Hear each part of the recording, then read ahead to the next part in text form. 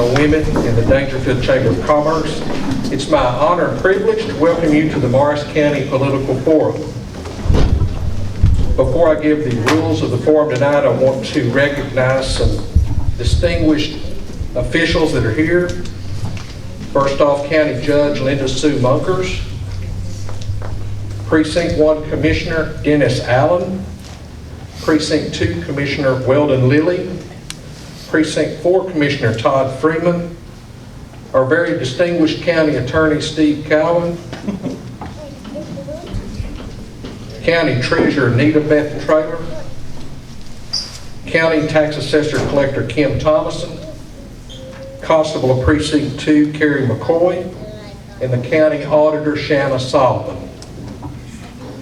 To start with tonight, the first thing we're going to do is have the candidate speeches, and each candidate will be given 1 to 2 minutes to speak.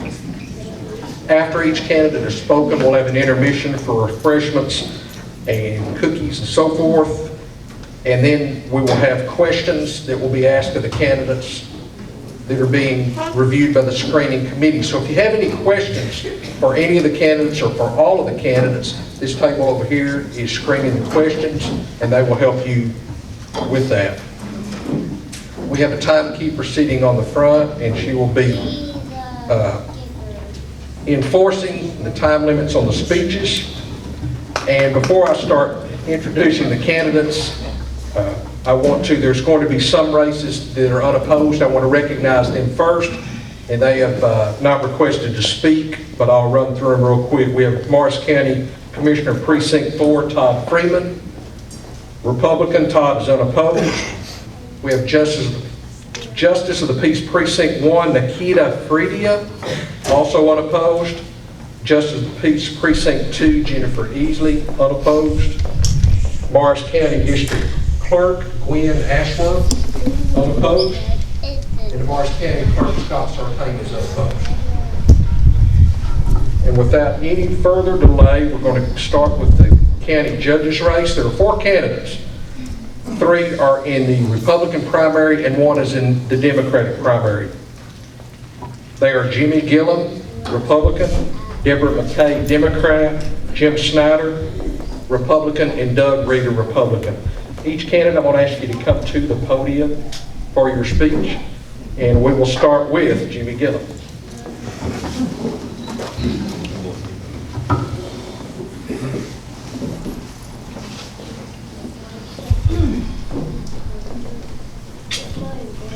Good evening, everyone, and thank you for being here. My name is Jimmy Gilliam, and I'm going to be your next full-time county judge. I am 54 years old. I was born and raised in Morris County, and I've lived here my entire life. I live in the Rocky Branch community, and my roots there go back to 1852 when that community was first settled. My wife Sue and I, we've been married for 33 years. We have 2 children, Morgan and Tina, our daughter-in-law, Noel, and our 2 granddaughters, Caitlin and Noel. I've always worked and earned my living in this county. I've done everything from spending 12 hours a day on a shovel at Lone Star Steel to spending 12 hours a day behind the desk at Farm Bureau Insurance. From my years of working in places such as Lone Star to also running my insurance business at Texas Farm Bureau Insurance to also serving the needs of the Spring Hill Cemetery Association as their president for the past 14 years, I've learned how to work very well with all kinds of people, as well as how to run a successful business. And I feel that the skills that I've learned along the way will serve me well in my efforts as I strive to guide Morris County in a proper and correct manner. Thank you for being here. Ask for your vote, and thank you for your support.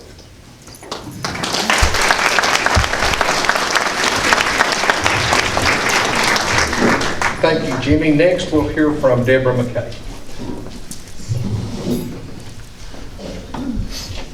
I too want to thank you for coming. It's really awesome to see all the chairs full, because if these people in the back were sitting down, they would all be full. I am honored to be a candidate. I think we should all be honored that so many people were willing to run for this office, and I really feel led by God to be here. It wasn't a choice that was easy for me. I love what I do. I'm a nurse at the pediatric clinic. I've been there 18 years. I presently work for Dr. Gerald Stagg, who's probably treated a lot of children in this room, maybe even adults as far as that matters. And I love what I do. So it was tough for me, but I feel led by God to do it. I'm the daughter of Walter and Sue Cox of Omaha, Texas, and the wife of David McKay, the mother of Zane, Lindsay, and Anna McKay, all of Omaha. They graduated from Hewitt. I graduated from Daingerfield in 1981. David and I have been married for 33 years. My first job as an adult, I had lots of jobs. My first job was at the Dairy Queen for Jim and Kay Hawkins when I was 15 years old. And I worked at Keg Radio and Bachman Insurance, lots of places in this area. But my first adult job was at the Department of Human Services, where I learned to serve people, and all people. I first started with determining eligibility for food stamps and Medicaid, and then I went to helping them find employment, resources of the job, especially when the college opened up, trying to hook them up with education and opportunity so that they could be free of the system. After that, I went to work for my dad and my mom at Custom Roofing as a sales representative. And at first it was a little scary because I didn't know what I was doing, but I got really good at it. And I think they had a very successful business and have been very helpful encouraging the community to grow and develop. And, oh man, thanks for coming, guys. Welcome to Deborah McKay. Thank you, Deborah. Jim Snyder.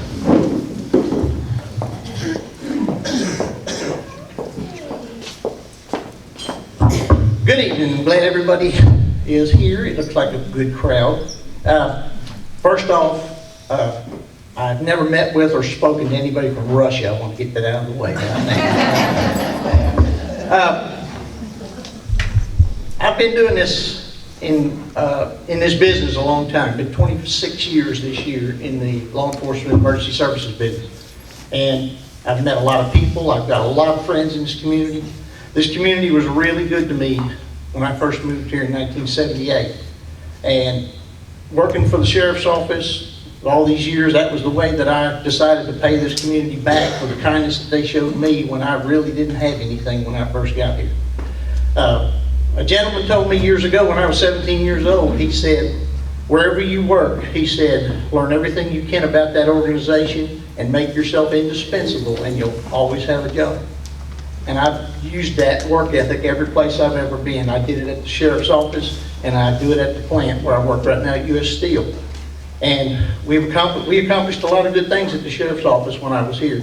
And some of the things that I did that many years ago are still in effect here. So I'm really proud of that. And I'm proud of my service to Morris County for the last 25 years. And I appreciate y'all's support. Thank you.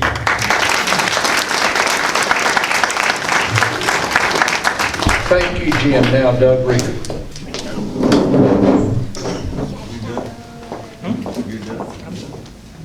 2 minutes, not a lot of time, so I'll get started.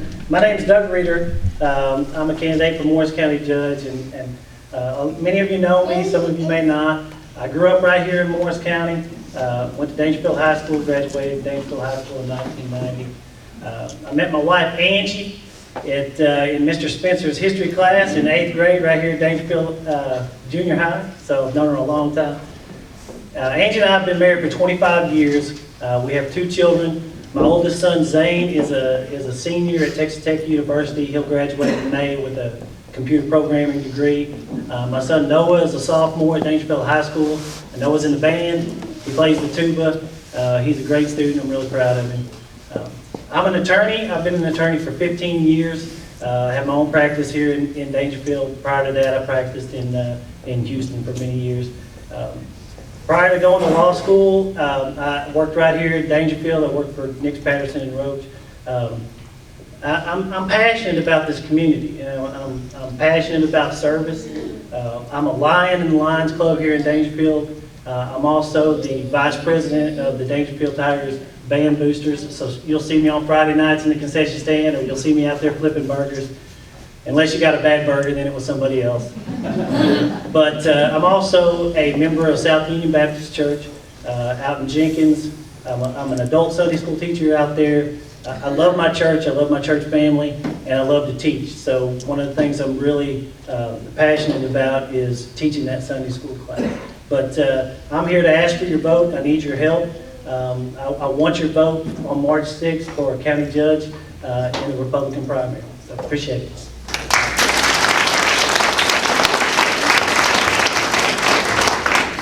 Correct me if I'm wrong, do we have two candidates for county judge and each have a child named Zane? Yes, that's right. Okay. We've both been married 33 years, but not to each other. Wonderful. I didn't know if it's because there's a Zane that people's votes would cancel out or something. Okay, we're going to move on to Morris County Precinct 2 Commissioner. First off, I want to say that we have four very distinguished candidates for Morris County Judge. And I tell you, that is what makes moderating the forum always exciting, because there's no shortage of good qualified candidates that always run, so it's purely a pleasure. Okay, for Morris County Precinct 2, all three candidates I believe are running as Republicans. We're going to start with Jerry Stoermer.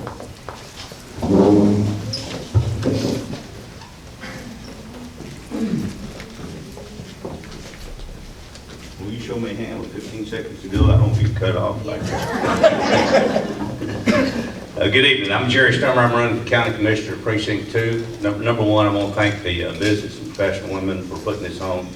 And I want to thank everybody in the audience for coming out and trying to be informed so we can have great government.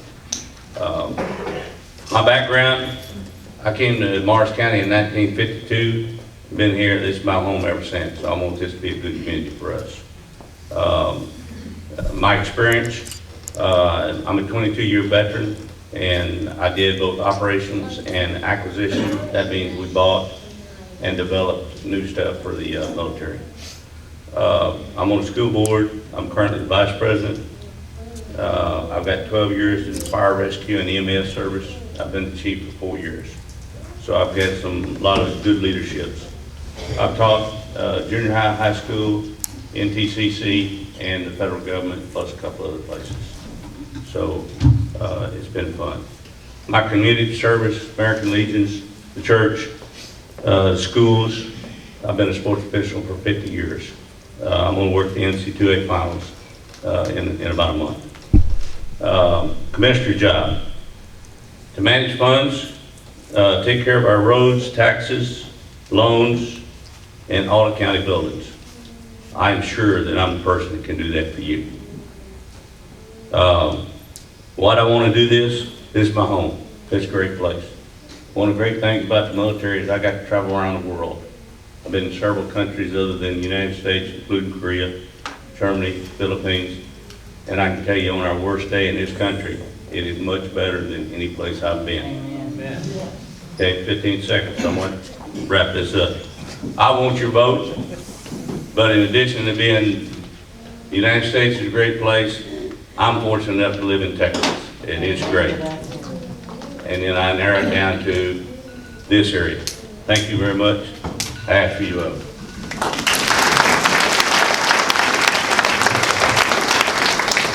Thank you, Jerry. Next up, Mike Hart.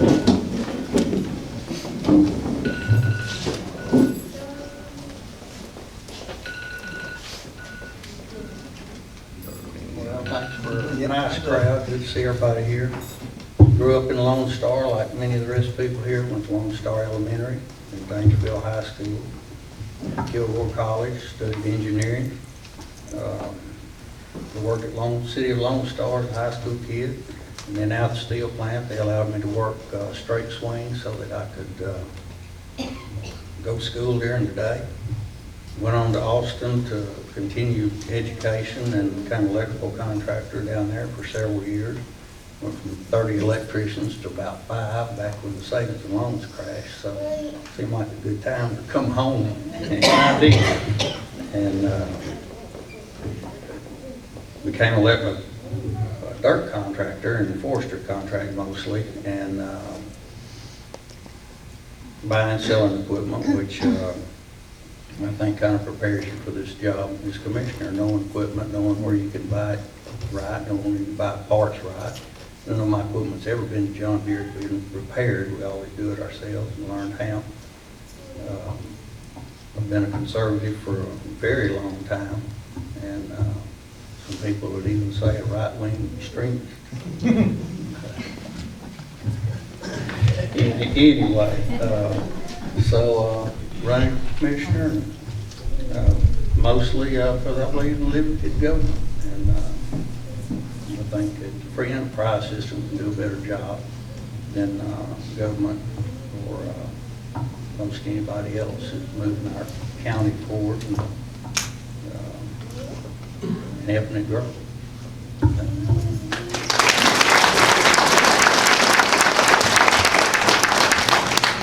As my wife Debbie would say, I'm looking at the end of the table here, and Kerry McCoy has a wardrobe malfunction. He's got that Byrd orange shirt on. And brother, if you had maroon, you could win it without a runoff. I've got orange boots too now, so they go with the shirt. Last but not least, Kerry McCoy. And Kerry, when you come forward, tell everybody what the boundaries are for Precinct 2. Okay. They're at the edge of it. Just joking, just joking. Precinct 2, we're going to go down Byrd Street, right in front of the high school, over towards Cass County. We're going to cut down at the other side of Delta, go down 250, go all the way down to the Cypress Creek, come back around to Boggy Creek, come up County Road 1101, Sycamore to all us grew up out there, come back towards Daingerfield, and straight through towards Daingerfield Automotive to the high school, right to the woods. That's our little area. I'm not a public speaker as most of these guys are. I'm 52 years old. I'm Kerry McCoy. If y'all don't know me, I am here. My dad, Willie McCoy, is on the back row. He's the guy in the light to our family. 83 years old. And now I'll get on with my little speech. I'm 52 years old. I'm in good health. I've been your constable for 21 years, so I have knowledge of how the county government operates. I will be a hands-on commissioner. I can operate the equipment, not just drive it around. I can and will work on the equipment. I will save the county money. I will use inmate labor to help clean up our county roadways. I'll save the county money. I'll get your ditches cleared to redirect the water. This will reduce the pavement erosion, saving the county money. While clearing the ditches, we will remove the dead trees and the leaning trees for county safety. Had a guy in Jenkins tell me the other day, trees fall, they can't get an ambulance in the road. We don't want that. We're going to fix that. Commissioner Lilly has worked really hard here lately, and I do thank him for that. And as we come to the spring season, with the rain and the winds that we've had, it's imperative for our emergency vehicles and utility trucks to be able to get in for county safety. And I spoke to a guy the other day. His son owns a convenience store, and they switched over to LED lighting for all the lights. They're saving roughly $500 a month. We can do that right here with our facilities. And as the lights fail, we'll save the county money by switching to LED. I can happily do that. I can change the bulbs and the fixtures. We'll save the county some more money. I'll be working with the other officials to invite and show new businesses and industries to Morris County.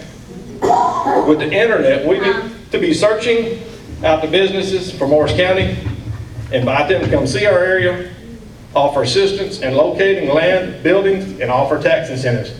Remember, Texas is a friendly state. Let's show this to all. Thank you to the BPW, the Commerce, Chris Spencer, and all you people that showed up. Have a good evening.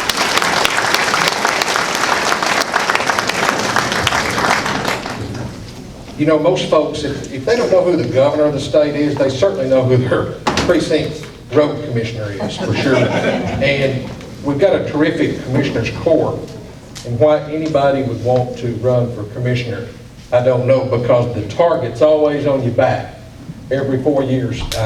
It is, and But I'm in camouflage. you bet, you bet. Okay. All right, the next And final contested race we have is for Morris County Treasurer. We have Molly Cummings and Taylor Byrd both running as a Republican, I believe.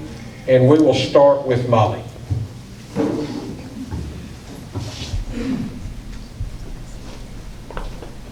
Thank you, Chris.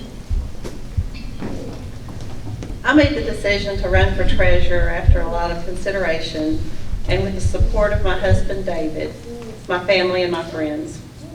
I'm confident that my education and experience make me qualified for the job. It would be an honor to continue the excellent work of Nita Traylor and serve the people of Morris County. I grew up in Daingerfield and have lived here most of my life. I graduated from Daingerfield High School, and later I earned a Bachelor of Business Administration degree from the UT Tyler. I've worked ever since, mostly in office administration. My work experience has included 6 years in the insurance business and 13 years with SWEPCO, where I was an administrative services supervisor in a power plant. My responsibilities included processing payroll for over 100 employees and reporting budgets, tracking budgets, up to $20 million budgets. Through those years, I used various computer systems and software programs, working through upgrades and adjusting to changes. Since retiring from SWEPCO, I've been working with David in our family business. And I really have to say it's his business. He started it, he's built it, he's run it for 32 years. But I do handle contracting, insurance, payroll, and supervise a mowing crew. I would like to thank the Chamber of Commerce, the Business and Professional Women's Club, for sponsoring the forum, and all of the candidates. I've really come to appreciate what hard work campaigning is. It's really a job, and it takes a lot of dedication. I ask you for your vote, and thank you all for coming.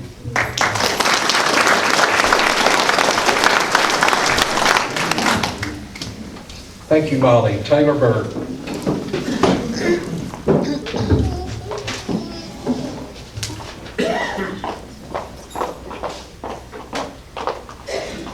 Okay, good evening, everybody. I want to thank everyone for coming out tonight. I am Taylor Byrd, and I'm running for County Treasurer. So I want to start out by briefly telling you a little bit about myself. I'm 29 years old, and I was born and raised here in Daingerfield. I graduated from Daingerfield High School in 2007. I'm the daughter of Ricky and Patty Byrd. The Byrd family has been in Morris County for many generations. I am the mother to a 5-year-old little princess named Avery, who is here supporting me tonight. I've been employed by Morris County for the past 6 years in the district clerk's office, and I have thoroughly enjoyed working here, and I've always been interested in the county business. So when I learned that Mrs. Nita Traylor was going to retire, I jumped at the opportunity to run for treasurer. I was really excited about it. You know, while working closely with her over the past 6 years, I realized that she's leaving behind some really big shoes to be filled, but I'm more than confident that I'm the right person to fill those shoes. I know I have what it takes to run this office.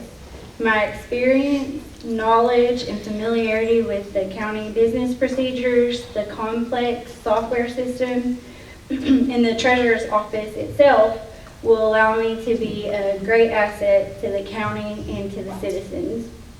I look forward to getting to know all of you, and I will be in the number 2 spot on the Republican ballot, and I would truly appreciate your vote. Thank you.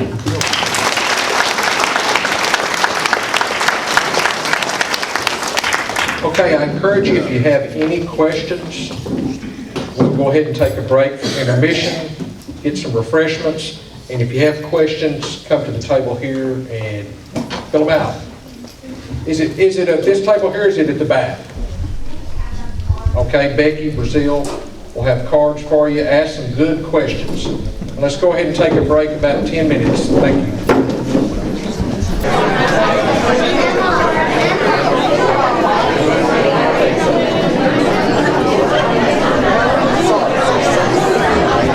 Stack of questions here, so we want to go ahead and get started. Since the candidates are not necessarily sitting in order of office, when I ask the question, come on up to the podium and answer it. And unless it's a candidate-specific question, I will let you come in the order that you gave your speeches. In other words, for Morris County Judge, Jimmy Gilliam will answer first, Deborah second, Jim Snyder, and Doug Reeder. Okay, first question is, since Daingerfield rural residents no longer have access to a recycling bin, what would you do as an elected official to assist these residents who live outside of the city limits to have access for their recycled items? We'll start with Jimmy Gilliam.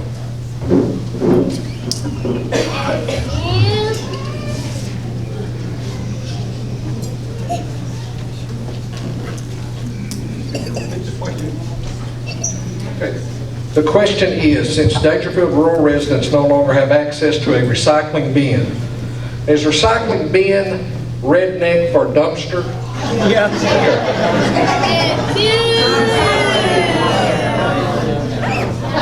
Maybe not, that's just a thought. Okay, recycling bin is exactly what it says, a recycling bin. What would you do as an elected official to assist those residents who live outside of the city limits to have access nearby for their recycled items?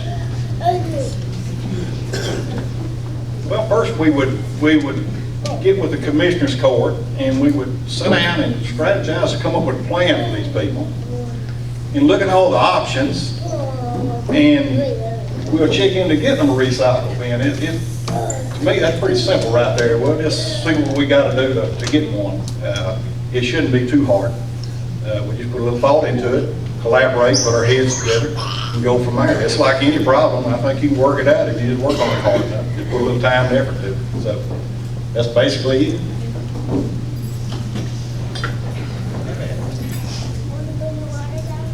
Whoever asked the question, good for you. We all need to be recycling whatever we have that can be recycled so that we can keep our earth healthy for our children and grandchildren and so forth. And I say whatever he said. We got to do the research. We got to get together at the Commissioner's Court. We got to line it up and make it happen.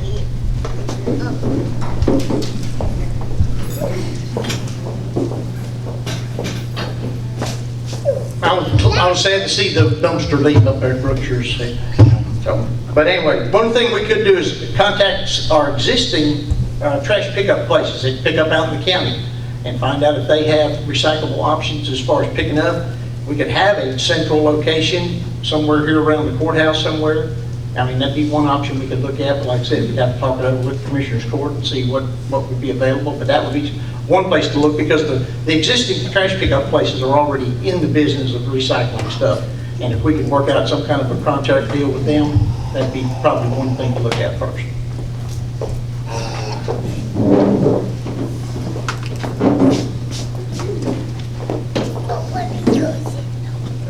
Didn't think we'd get a question on recycling. I'm glad to see it though. It's an interesting question. I do agree with Mr. Snyder that we should look into the existing contract that you have with the provider that picks it up. Of course, you're going to be looking at cost and those kinds of things. They're not going to be doing it for free, so that's something that you have to consider.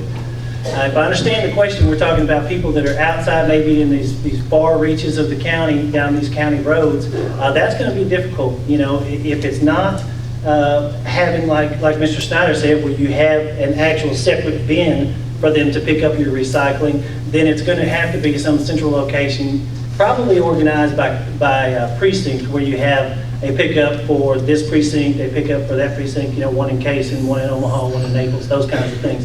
Otherwise, it's going to have to be where you have an individual bin, a separate bin. You're going to have a bin for your trash, and you're going to have a bin for your recycling out there on these county roads. But we'd have to look into it and look at the cost of it.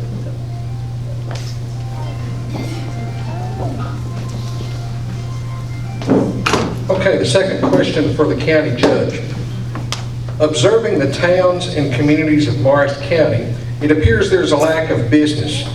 What plans or ideas do you have to encourage and attract business or industry to Morris County? And we will start with Jimmy Gilliam.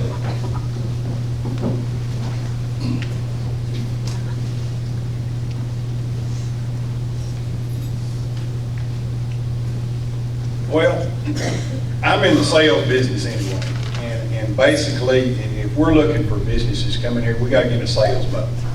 And we're gonna start collaborating with one another to see what we have to offer. Like I said, there's many different aspects you can look at, and many different things. First thing, we have to find somebody that wants to come here. And when we can locate somebody that wants to come here, then we're gonna come up with a plan to get them to locate here and start a business of some sort. And we can get with Commissioners Court and offer up some options. There's many different things, but we just have to work it out one step at a time. It shouldn't be a problem with everybody working together, and I think we can get it done. Thank you.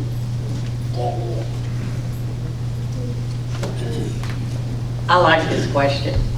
My family business, Custom Roofing, was founded on an industrial grant that Judge Ron Cowan, I believe, either wrote or found for us, and it was very successful. And my husband now is now the general manager of the newest industry in Morris County. It's called Craftco, due to be in operation March, maybe? Hopefully March, maybe April, but that's the newest industry. I don't know if they got any grants, but they did come. So finding grants and making it lucrative for them to come and invest in this area.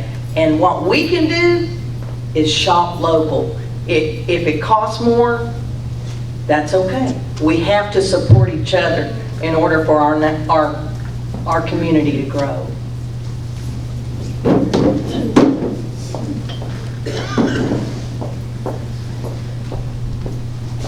Economic development is always going to be an interesting topic. I don't know how many of you know this, but in the last 10 years, we've lost about 1,000 jobs at U.S. Steel. And the way the forecast is right now, they're not coming back. So we have to find something that we can replace these jobs with, because we depended on those jobs for a long time, and I think a lot of us, including myself, probably took it for granted that they were always going to be there, and they disappeared. But just looking at things like if we, like I said, advertise the county more than anything. Take more advantage of social media stuff and get your name and your product out there.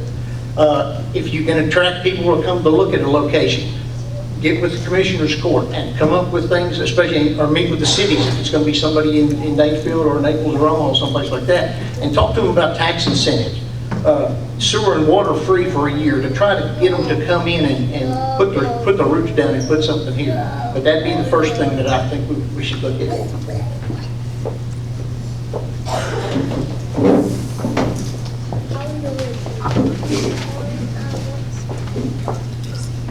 Jobs, what's on everybody's mind. Losing jobs at the plant, that's a big deal, and how are we going to replace those jobs?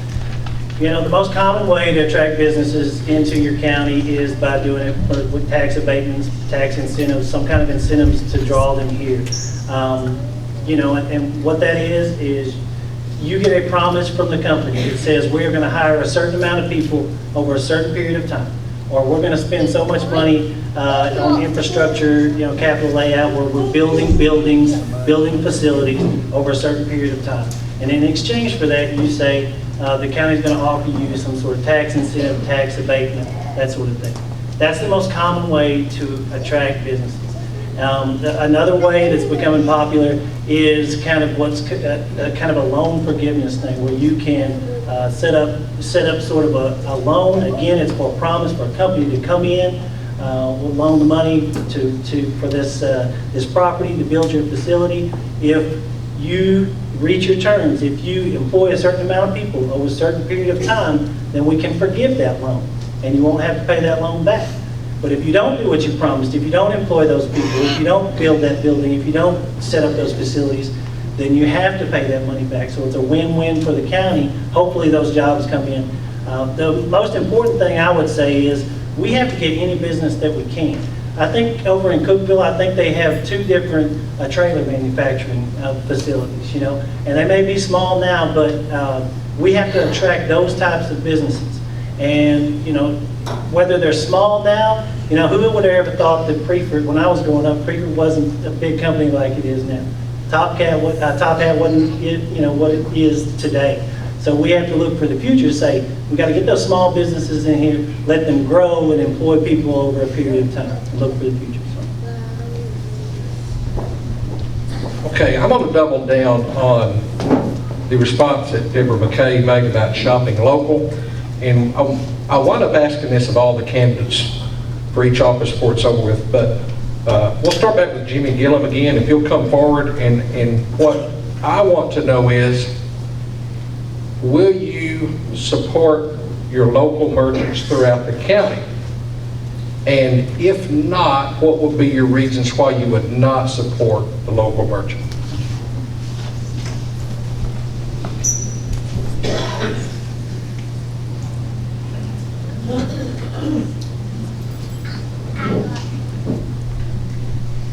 Well, being as I do run a local business, yes, I would support the local merchants and the local businesses. I've tried to support the local businesses in my campaign, in all my expenditures that I've spent so far. My mother was a business owner here for 25 years. Local business is important to me, it's important to my family, and I see no reason why we should not support local business. That should be our first priority.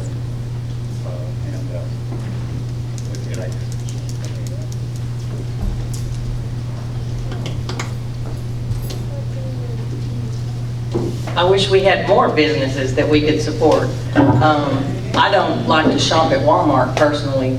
Yeah, they got great prices, but nobody can compete with them. So, and every time you go, nearly everything you buy is from China, and if they have it this week, they might not have it next week. But you can go to one of the stores that we have locally, and they know what you're looking for. I mean, and they can order it for you. They're very accommodating.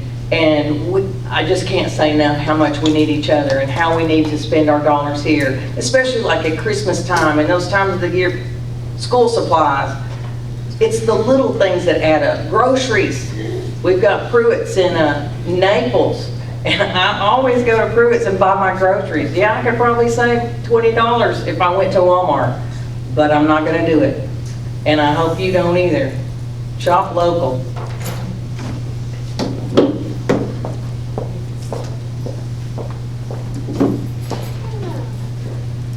Shopping local is always going to be good for our community. Everybody knows that.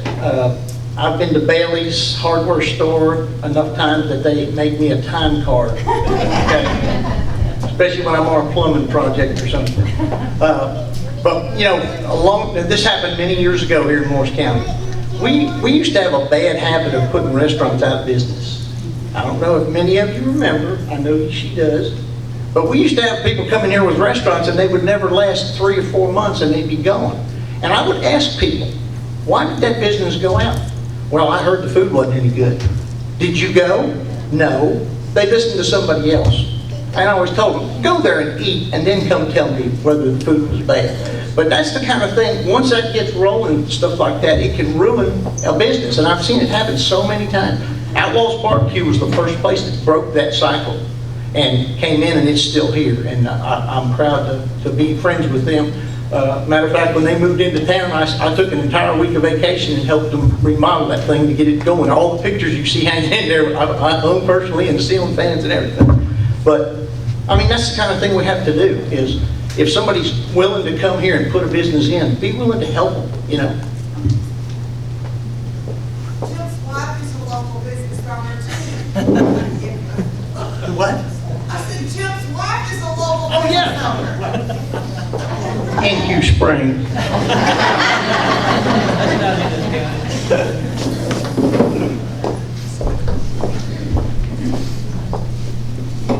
Absolutely, shopping local is one of the best things you can do to help, you know, your local businesses.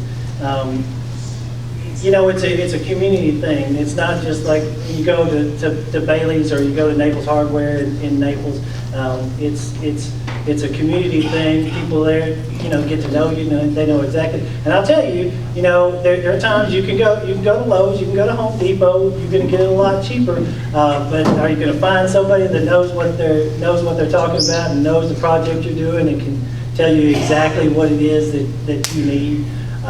You know, with things like grocery stores and things like that, I understand if a person is counting every penny that they have and needs to save money, you know, on a weekly basis, and they're trying to feed their kids and they're trying to stretch their paycheck as best they can. But if you can get the things that you can get here, that you can get locally, you know, get them here and support local businesses. This is the only way we're gonna get our community to thrive. Very good answers. Okay. This is also a question for county judge candidates. In what way would you improve the current court system? And how can we make county court a court of record? We'll start with Jimmy Gilliam again. I'm going to leave the question up here in case you want to look at it again.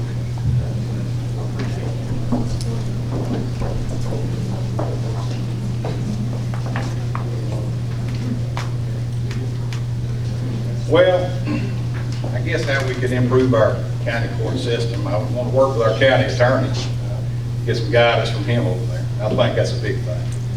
Again, we'll go back to our commissioners over here, and we'll visit those guys too. Basically, we got to all learn to work together in this county, in each department, and I think that would help us, help us streamline things at the courthouse. But we have just addressed it in that manner, a timely manner, don't put things off, and continue to move forward. I think if we're sitting still, if we're not moving forward, we're getting stagnant, and that's not a good thing. So that's what I would do. I would visit with Steve, and we'd work out a plan to streamline things. Thank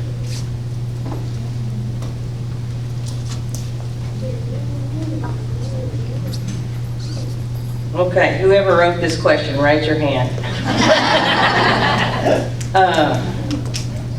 It's an interesting question. I can't say it's one of my favorites because I don't really have an answer for this one. I'm going to have to say, I'm going to have to get in that job, and I'm going to have to learn that job, and I'm going to have to be open-minded and let people teach me. And then once I have a firm foundation in how things go, then I'll worry about tweaking it.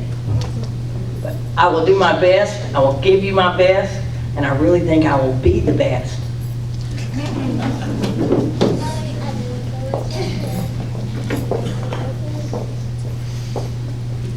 As Mr. Jimmy said, working with the county attorney is going to be your number one asset.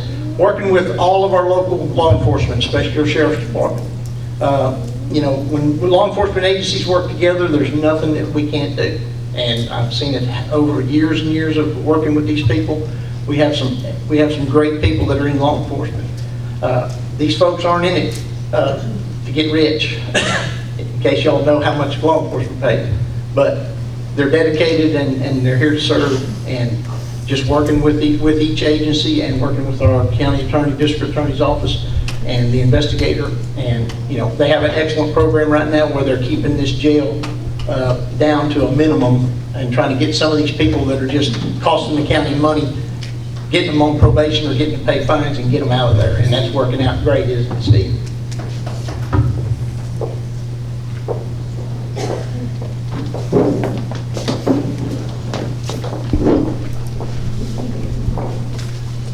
Well, I think the first way that you improve anything, whether it's the court system or whatever it is, you get the most qualified person in that position. For judges, you get the most qualified judges. And you know, if you have a problem with the court system, you can speak up. You need to talk to your legislators and make sure that they know and they hear you. Okay. As far as how do you make it a court of record, and if I understand the question correctly, in other words, would there be a court reporter there and be of record? I believe that would take a constitutional amendment to change. The way our court is structured right now is every county in the state has a constitutional county court. That's what we have. It's a constitutional county court. In the bigger counties, what we have, like Travis County, Harris County, Dallas County, the state legislatures has set up what are called county courts of law. And they've done that because you can imagine the docket is much bigger in those counties. And those county courts of law take some of the responsibility that our constitutional county courts have, and they take it upon themselves.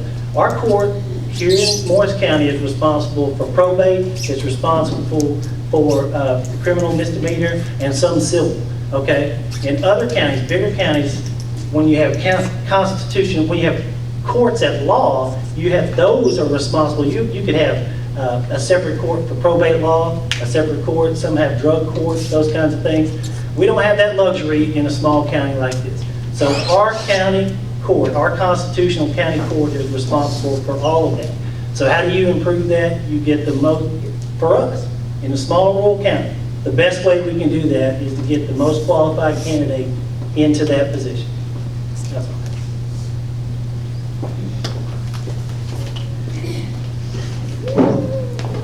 Okay, before I ask the last question for the county judges, we've got a distinguished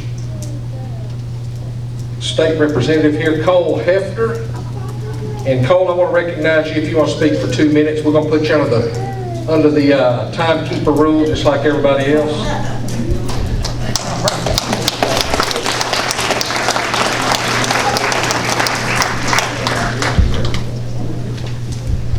Wow, I guess you're supposed to be instant in season and out of season, right? No, that's preaching, yeah. So, well, I'm Cole Hefner. Good to be with y'all tonight. I just wanted to come over and see my Morris County folks. I represent you in the Texas House of Representatives. I represent Morris County, Titus, Camp, Wood, Rains, and a big part of Smith County. And I'm just here supporting the candidates and the citizens. And one thing, I've got some good news. I can share this, Chris.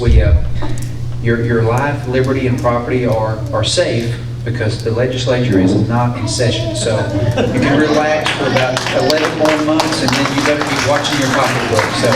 But great to be here with you guys and gals, and I look forward to visiting with you afterwards. Thank y'all.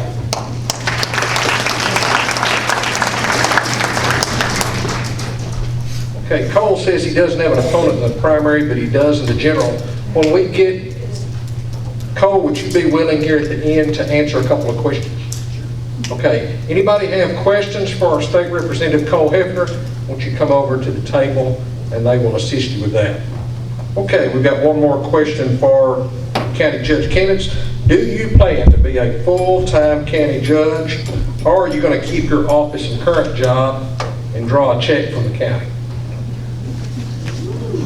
We'll start with Jimmy Gilliam.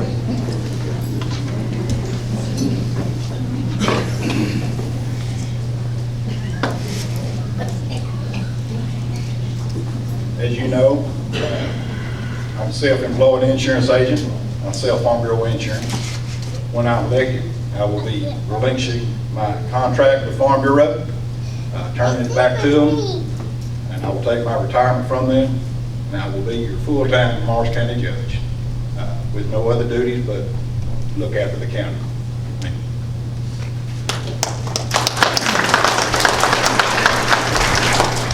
Like I said earlier in my speech, it was a tough choice for me because I love what I do and I'm really good at it. And so it was tough for me to put my name on the list, but yes, I too would surrender my job and be a full-time county judge, because if you're going to do something, you've got to give it 100%.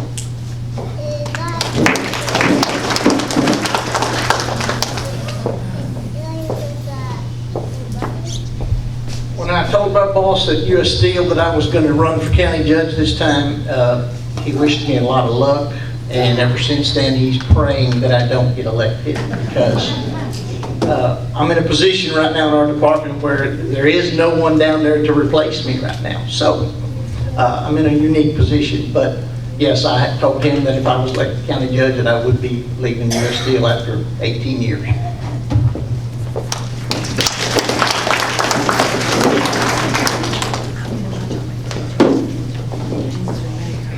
If I'm lucky enough to win this position, as county judge, I absolutely intend to be county judge 100%.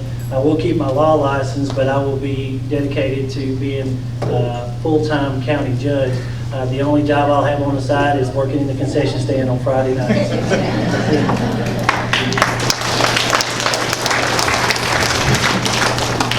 Folks, we've got 4 very good candidates for county judge. I don't know how you can pick the one because they all believe in the same thing. Okay, we're going to go to the county commissioners, and we're going to go in order of the program: Jerry Stoermer, Mike Hart, and Kerry McCoy. The first question is, what do you consider the most important responsibility as a county commissioner?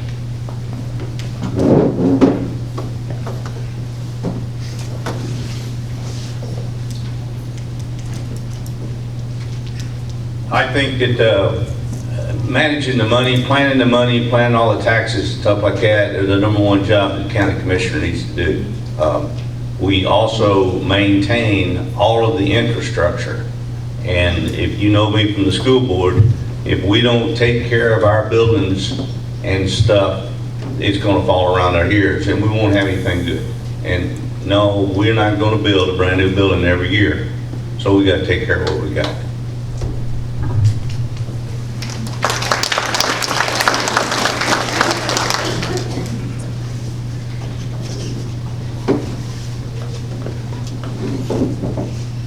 The most important job for a county commissioner is to take care of the business of the county. And as a county commissioner, I think you have to keep in mind, you're not spending your money. You may would like to keep it local, or spend on the new things you'd like to have, but it's not your money you're spending. And so you don't have that luxury, so it's your obligation to do what's best for the county. That's what I would do, and I think that's the most important job of the commissioner, not keeping up the roads and picking up the equipment. That's easy. Doing what's right for the county.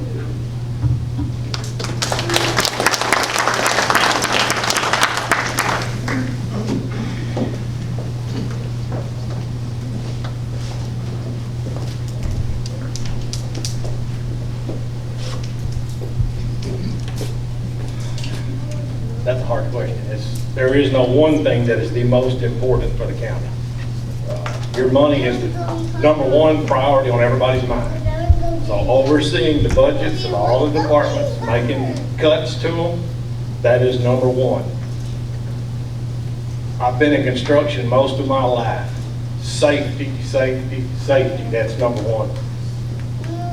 I misquoted a while ago, I think. There was not a tree down in the county road. A person told me if a tree falls in the county road, the ambulance cannot come through, the fire truck, the sheriff's department, whoever can't come save them. That is a major concern in my situation. I know lots of elderly people that need medical attention and they need it now. So is my dad's life not worth as much as the county money?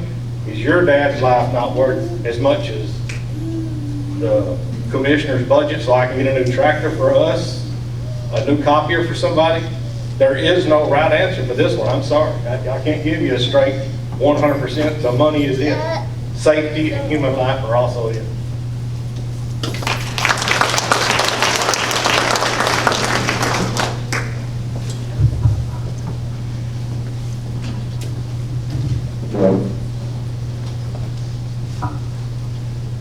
Okay. Commissioner candidates, what do you think is the biggest improvement to be made in Precinct 2, and how would you accomplish that goal?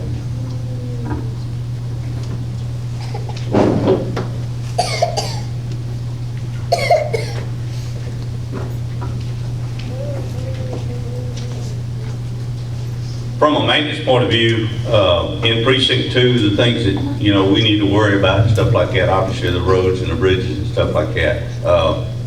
Little town just south of here had a $500 million problem, billion dollar problem. If we have floods like Houston, we're probably going to go to federal request or something like that. But in the meantime, the way you manage your bridges, the way you manage your culverts, the way they're constructed is always very important, so that when we spend money, that money stays in the ground and makes a good road for us.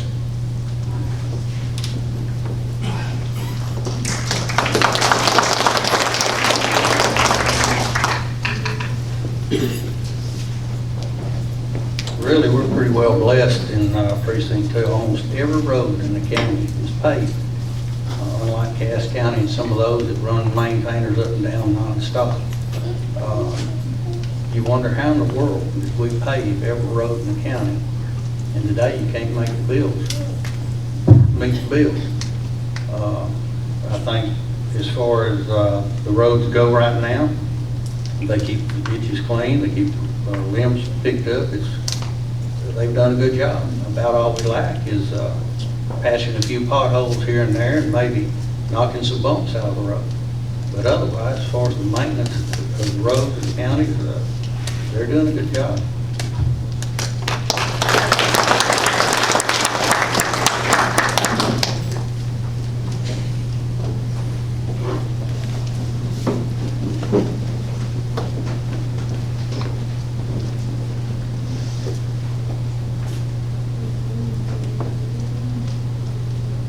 Biggest improvement, business. We got to get some business into Precinct 2, Morris County. We've got Daingerfield State Park, one of the most beautiful places in the state of Texas right here. We need to grow on that. We've got Lone Star Lake, Big Bass Lake. We can get lots of people coming. We just got to grow some business. Like I said a while ago, we've got the internet now, folks. We can get on there, we can search for companies that are looking for a home.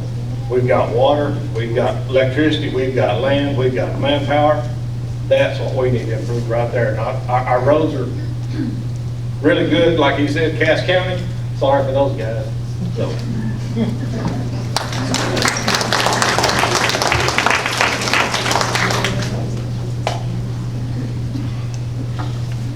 Okay, that's the final questions for the Precinct 2 commissioners.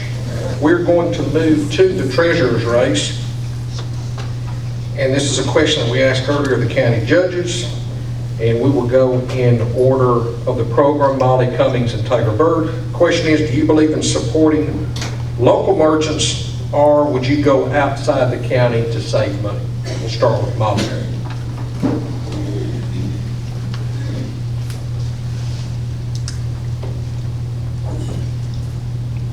Well, I love supporting local merchants. I like going into a business and they know your name and they know what you want, know what you need.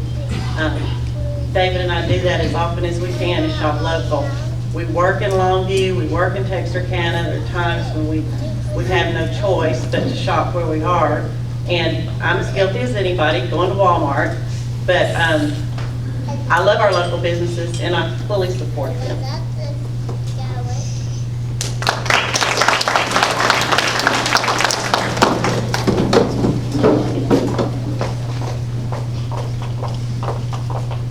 Absolutely would and do support local businesses. Getting ready for tonight, I went and got a new pair of earrings at something special here in Daingerfield. So I do shop local and I would support any new businesses that came to Morris County, and I think that would be great.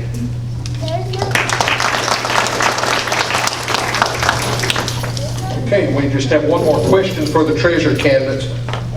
What are the qualifications to be Morris County treasurer?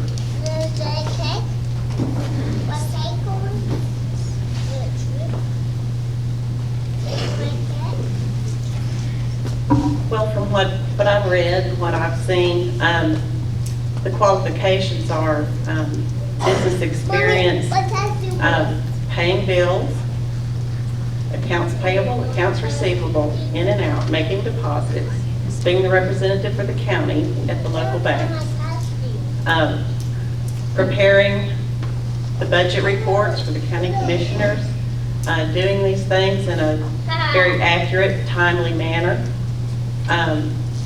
There is a learning curve on this job, as there would be any new job. But I think with my experience in payroll, that's another one of the duties. The bookkeeping that's required, you know, I just think that the reporting that I've done, that I've had to do in a timely manner and be accurate with, I've always been able to do that, and I'm sure I can handle it in this job as well. Thank you.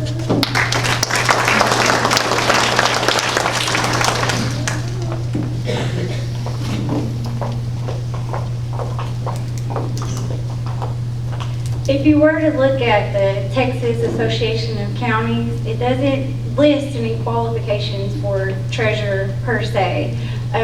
They want you to have continuing education and introduction courses through the Texas Association of Counties to learn. So there's not per se specific qualifications, but what I feel qualifies me would be my experience here at the county. I'm familiar with how the county operates and the role that the treasurer's office plays in the mix of it all. I have extensive knowledge on the county software, which is how the county runs, and it's a very complex system. So I think that having that experience is a great qualification. And here in Morris County, the treasurer also acts as a human resources officer. So I already have a great working relationship with the employees in Morris County, and I think that that would be a great benefit. So necessarily there's not, educational requirements or previous work qualifications to qualify you as a treasurer, but I do believe I have the experience needed to be a great treasurer. Thank you.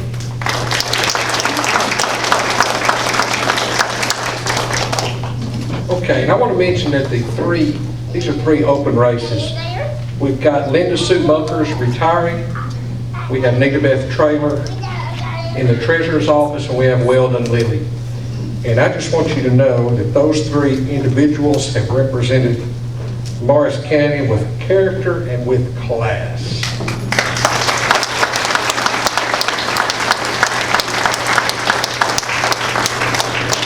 Now, I've got to single out Weldon Lilly for something.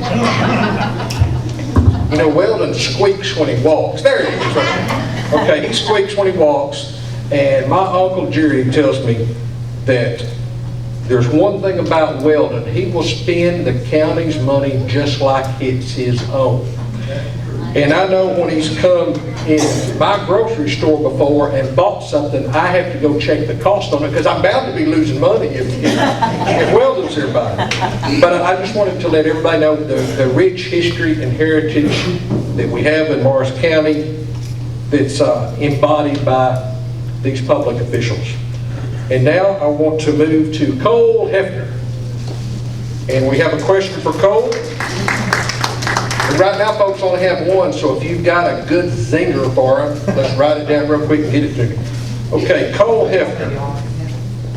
Will you support a bill, or will you vote for a bill supporting a constitutional amendment to prohibit unfunded mandates? Before I answer that, I do want to say, how much I appreciate you guys running for local office. I served as a county commissioner for 4 years over in Gilmer, and after being a county commissioner for 4 years and then being a state rep I've been there a year. We have 2-year terms.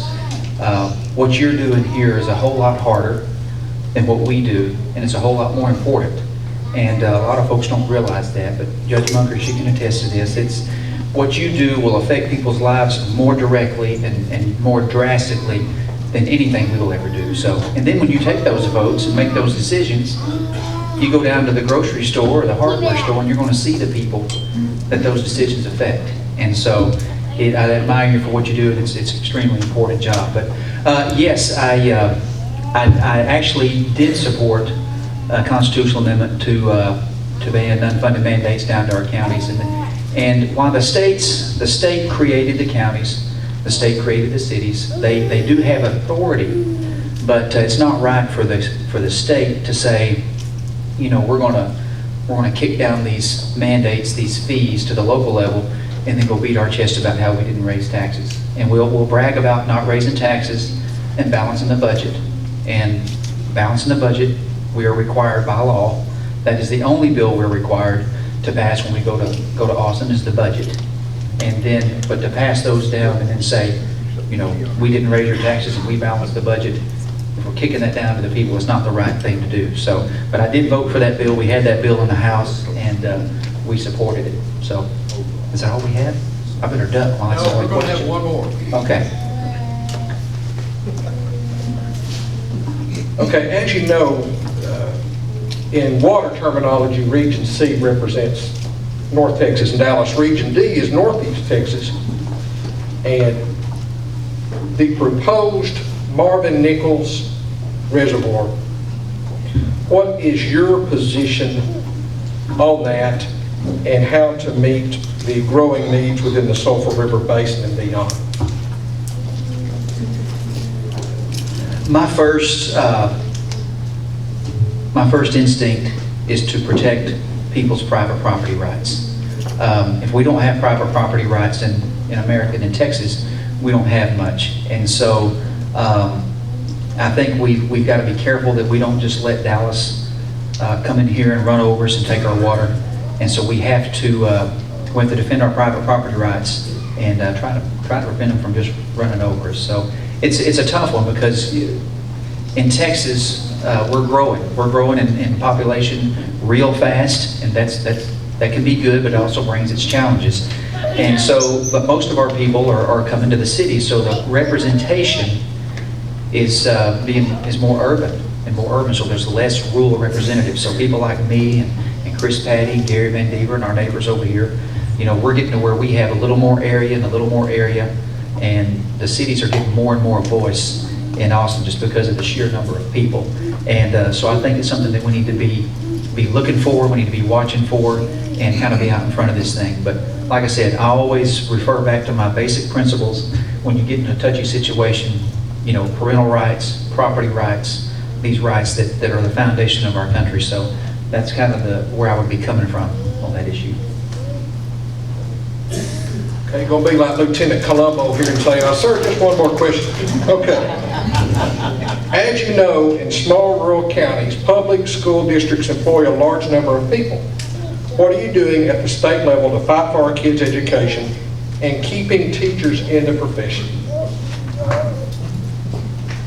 This is another thing it's a real challenge for us in Texas. We only have so much money, and that money belongs to you, the people, and you're the only place that the state and any governmental entity has to go for tax dollars to run the government and to provide the services that we do. So some of the things that I've tried to do is communicate with teachers and administrators to find out what we can do to help our teachers in the classroom. You talk about school finance, you talk about all these mandates and testing requirements that our schools have to do, and we're putting a lot on our teachers. And so I'm looking for ways to relieve the burden from our teachers so that they can do their job, so they can do what they're good at. And Chris, you know, I was talking to a guy last night, and it was kind of y'all might find this strange, but he was one of my opponents in the primary, and I just called him to kind of check in and visit. And we were talking about when we grew up, he and I, you know, our parents took care of us, you know, made us act right, do our homework and all these things. But a lot of our kids don't have those blessings. A lot of kids are coming to school hungry. They're coming to school cold and these things. And so we have a lot of challenges that a lot of us don't see, that I don't see. And so anything that we can do to help teachers in the classroom do their job. You know, they do this because they love the job, they love the kids, and they're good at it. And we need to get the government out of the way and let them do their job.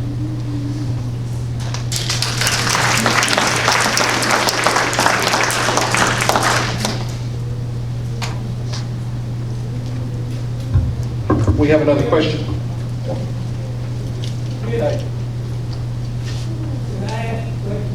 Joe Skipper, come on up, brother.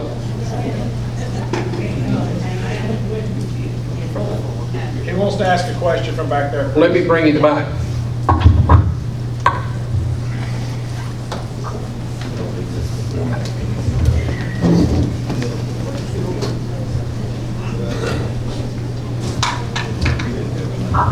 Thank you, sir.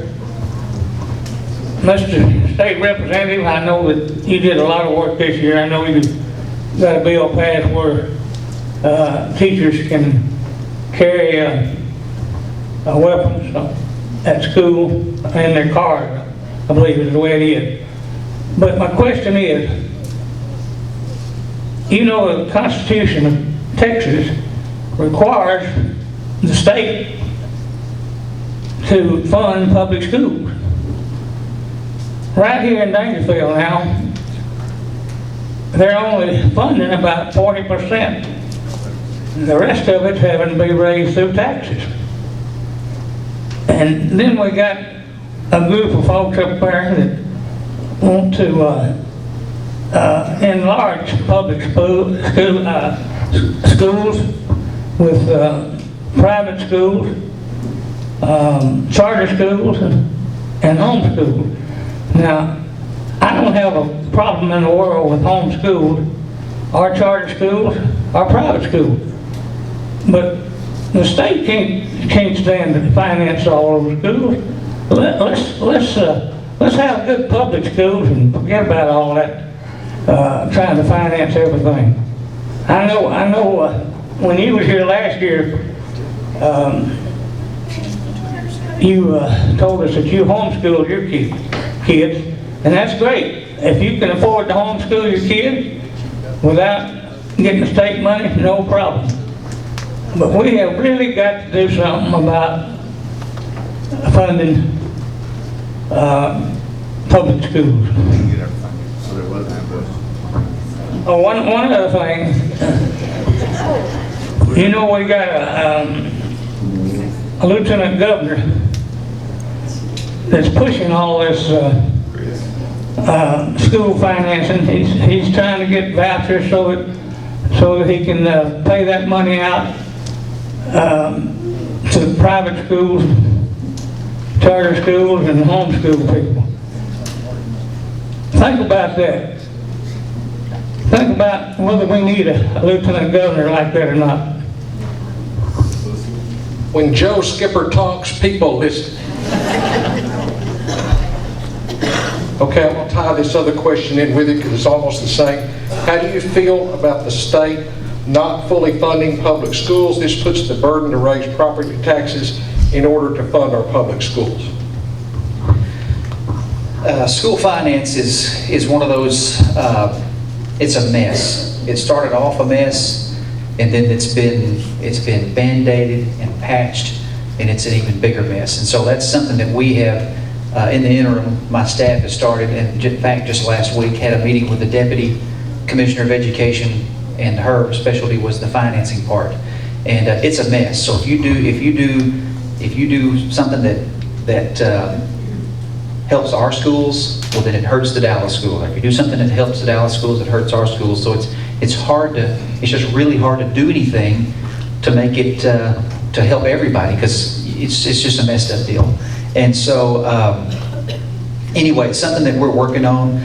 We put more state dollars into public education pretty much every year. And so if you just look at the dollar amount, and so, but what has happened is the percentage that the schools are getting from the state, from the local level, is changing. So it used to be, 42% from the state, and the rest of it was local, and now it's dropped to 30. Don't quote me on these numbers, but the high 30s, 38, 39%. And so part of the reasons for that is we're getting pulled. Medicaid is a requirement that we have to fund. Medicaid, if it doesn't surpass public education this year, it's on the way to passing it. And so we're getting pulled in a lot of different directions. Then you've got roads and police and all the other issues that we're responsible for. But it is something that we're looking at. We've got a commission we created to study school finance and to try to get rid of the Robin Hood. And I know Morris County is in recapture. I know they find that hard to believe, but we actually send money to the state. Some of my schools get money. It's back and forth, and it's a real challenge. But we are working on it. Like I said, my staff has been meeting with the Department of Education. We're going to have one of those meetings myself here in the next couple of months. And but it's something we're going to be working on going forward. And he brought up the gun bill. I want to touch on that just a little bit. I had a call from an email from a teacher in Kent County, and he told me that regular citizens, like all of us, can carry a firearm in our vehicle on the school property. Not outside the vehicle, not in the building, but inside your vehicle. But school employees were not allowed to do so. And so he told me a real story where, and if y'all have as many kids as I do, I have 4 boys and 3 girls. So I know that's probably more than the average person in here, but y'all have come home from work before, come home from church, you pull up in the driveway and the front door is wide open. Has that ever happened to anybody? Really? It happens to me all the time. So somebody walks out and doesn't latch the door. So he drives up from work and headlights hit the front door, it's wide open, and he doesn't have any way to protect his family. So if somebody is in his house robbing the place, you know, they come running out with a gun or something, he's a sitting duck. So we found that hard to believe, and sure enough, he was right. And so we filed a bill to allow teachers, school employees, to carry, if they're licensed, and to carry secured in their vehicle. And we got it through the process. Y'all know how hard it is to get a bill. Thank goodness it's hard to get a bill through the legislature, but it is extremely difficult. We got it into the calendars committee. The calendars committee are the one that set the bills for a floor vote, and it died in committee. And then we passed it in the Senate. It come over from the Senate and died in the calendars committee again. And then we had a bill coming to the floor later on that we amended that bill onto. And so we did get it done for public schools and private schools. I couldn't get charter schools in there because of the bill. It wasn't germane, or it wasn't relative to the bill. So anyway, school employees can carry in their vehicle if they're licensed. So I thought that was important, that they had the same freedom and the same right to defend themselves going to and from work as the rest of us do. Is that the last question? Thank y'all. I didn't mean to take your guys' time, but glad to be here, and I'll be around in a few minutes after. Thank you, Cole Hefner, for your service in Austin. And folks, before we dismiss, let's give a big round of applause for our candidates.